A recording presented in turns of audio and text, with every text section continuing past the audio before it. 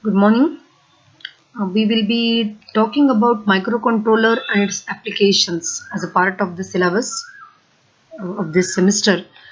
In the beginning, we will be discussing on some of the basic things associated with microcontrollers and even some part related with microprocessor. We must know these things because while applying and analyzing the control concepts or even peak control concepts, we will many a times come across some of the facts and the differences.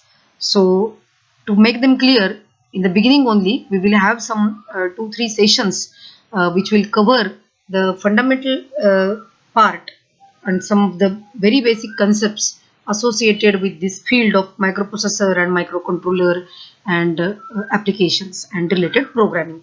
So here our main objective is to basically learn about what do you mean by microprocessor. Already you have studied one complete subject in second year, but here we will have a very brief kind of a sort of revision, we will say. Then microcontroller, then we will go for the block diagram and advantages and disadvantages of microcontroller. Here general purpose discussion. After 2-3 sessions, actually we will start with our actual 8051 from your first section of the curriculum. A microprocessor, it is many a times you have come across a number of applications like to build simple system or a large and complex system based on some components and some sort of a controller or a processor kind of a action uh, you have designed in the form of your small projects already, or maybe in various applications, uh, domestic applications, some appliances like some control related applications, fax machines, television, remote control, video games, cellular phones, then some sort of instruments or domestic appliances, toys, uh, exercise equipments, in number of you have come across some such products where there are some processor based or controller based say activities or functionality provided. In the automation industry also there is a huge scope where these controller or processor based applications are there. So in general, it is a kind of a device or integrated circuit. It is intelligent brain, as if popularly known as a computer on chip. In early days, in general purpose central processing unit, that is CPU, fabricated on a single integrated circuit and is complete digital computer. A later microcontroller is considered to be more accurate form of complete computer. It is a small but very powerful electronic brain that operates at a blistering speed and is often used to carry out the instructions of a computer program in order to perform arithmetic and logical operations along with storing data, system control and input-output operations as per the instructions given. The key term in the definition of a microprocessor is general purpose processor. Now, as far as basic architecture is considered, it's a very simple sort of a structure. There is main unit called a CPU, and that comprises of basically the ALU, that is arithmetic logical unit. Then there are registers, control unit, and IO devices, input output devices are to be interfaced, and there is a RAM and ROM, and the system bus is taking care. So memory, IOs, ALU, registers, and control unit.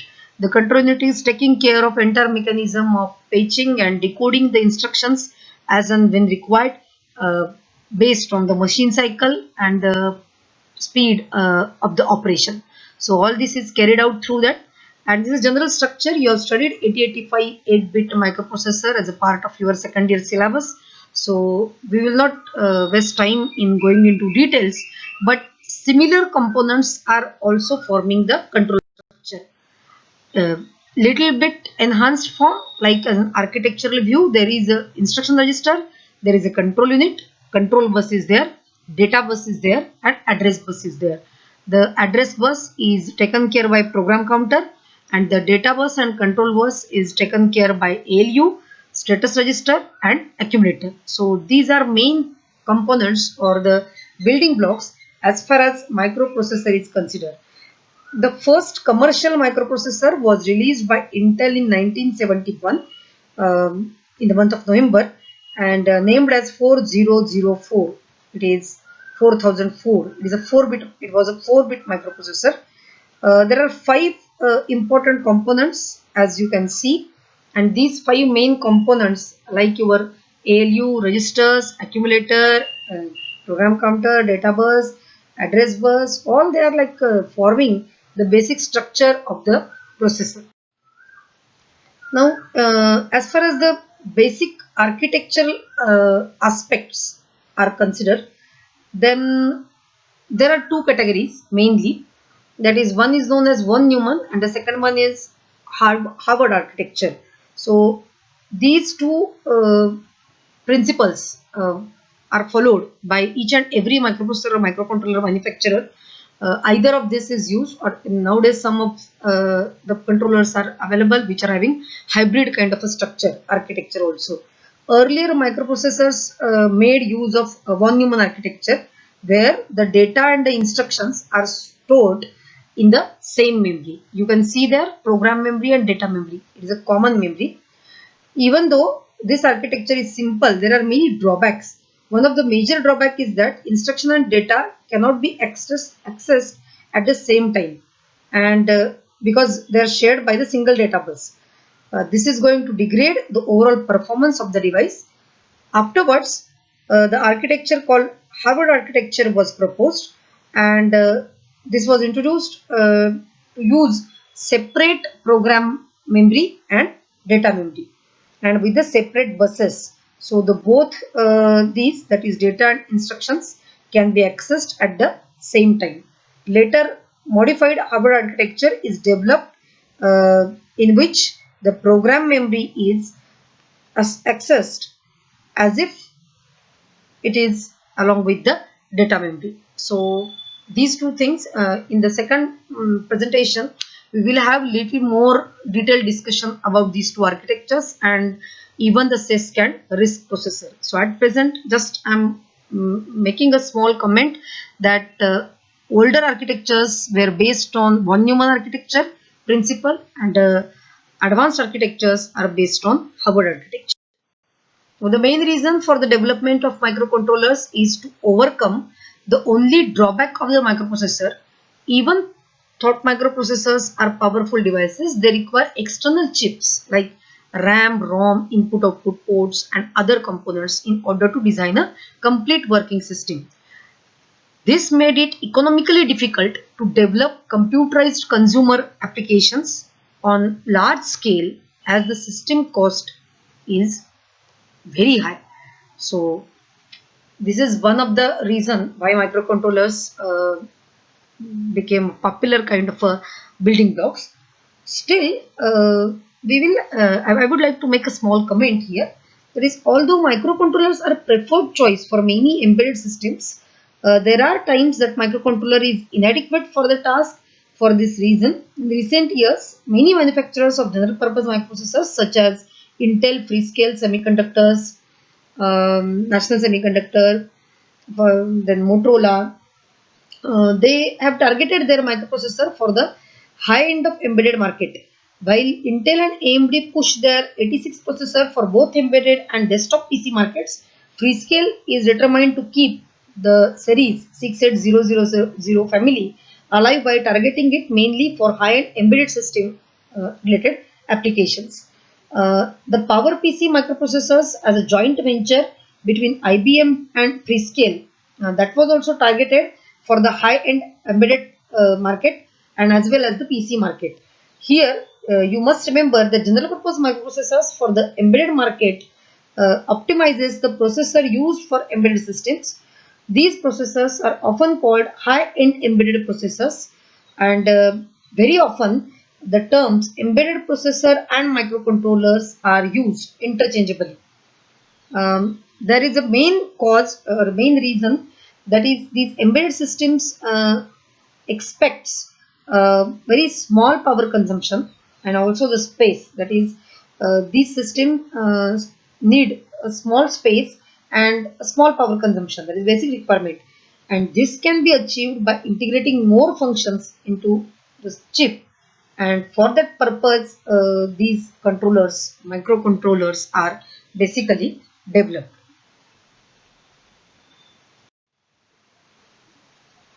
So there are mainly three basic characteristics as far as considered to differentiate microprocessor and microprocessor controller based on instruction set, bandwidth, and clock speed. Instruction set is a kind of a related to the programming, and a microprocessor which mainly consists of instructions that microprocessor can execute. Bandwidth indicates maximum number of bits processed in a single instruction. Clock speed gives number of instructions processor can execute per second. Usually clock speed is in megahertz or gigahertz. Generally characteristic bandwidth and the clock speeds, they are as if they're together. The higher the value of both these characteristics, the more powerful the processor is. The instruction set architecture also plays an important role in the design and functioning of processor. There are two categories, CISC and RISC.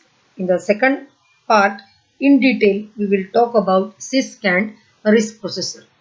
Microcontrollers are the devices that actually fit the profile computer on a chip, as it consists of a main processing unit or a processor along with some other components that are necessary to make it a complete computer. The components that are present on a typical microcontroller IC are CPU, memory, input-output ports, and timers mainly. The first microcontroller was developed in 1971 by Texas Instruments and is called TMS 1000. It was made available for commercial use in 1974. The block diagram, if you just see, then we will go for it. Before that, here is a brief, say we can call it as a prior version as far as processor and controller is considered.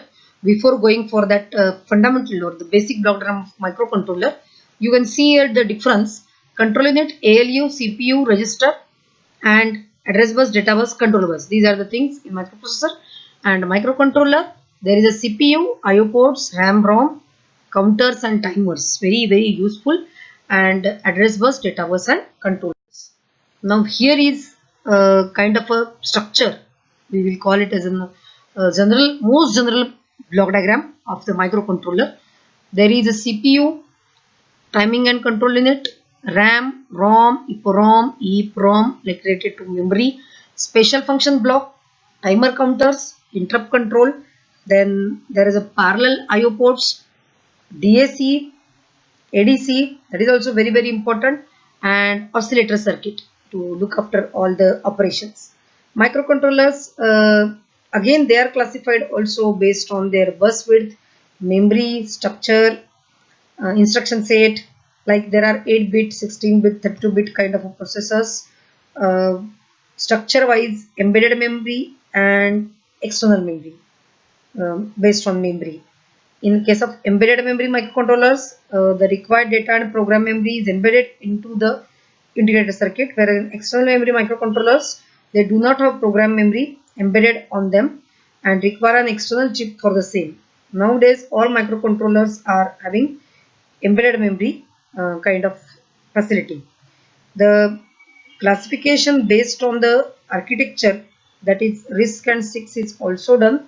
In general, the instructions more than 80, they are all complex instruction sets available with some of the controllers, and less number of instructions, reduced instruction set controllers are also there available in the market.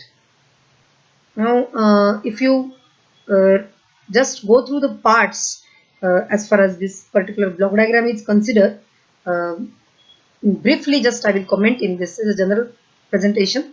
So CPU is nothing but mainly the most important part, so responsible for fetching and decoding instructions, and they are then processed, decoded by CPU. This is mainly the brain. Memory, the function of memory in microcontroller is same as microprocessor. It is used to store data and program. Usually it will be in the form of RAM, ROM, and flash memories for storing programs and source code. Parallel input output ports, so there you can connect peripherals, interfaces. Serial ports are also there that provide various serial interfaces between microcontroller and other peripherals like parallel ports. Timer counters. So this is also very useful part. Microcontroller may have more than one timer and counter. The timer and counter provide all timing and counting functionality required.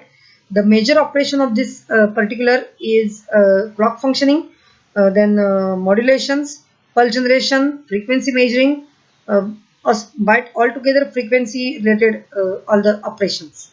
So there you are using these timers and counters.